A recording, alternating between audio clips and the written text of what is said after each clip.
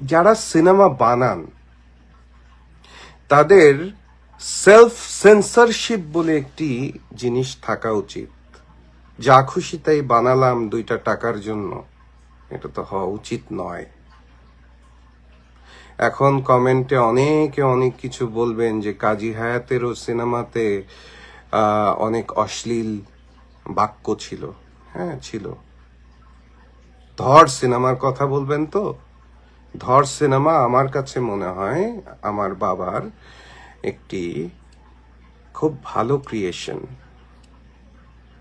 ধর সিনেমা বোঝার মতো ক্ষমতা যদি থেকে থাকে আপনাদের, তাহলে আপনারা নীতিবান হবেন, তাহলে আপনারা দেশকে নিয়ে ভাববেন, যেন আর একটি ওই ছবির মান্নার ক্যারেক্টারের মতো আর একজন তৈরি না হয়।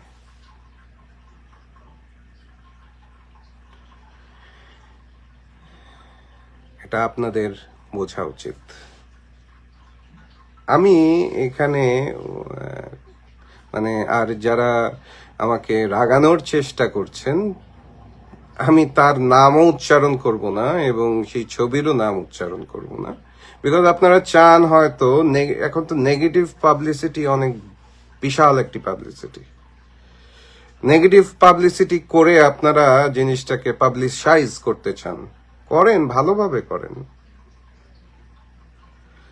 ভালোভাবে করেন, পাবলিসিটিটা ভালোভাবে করেন। ঈদ চলে আসছে, পাবলিসিটি দরকার ছবির, জানি, বুঝি, আমি বুঝি না যে তা না।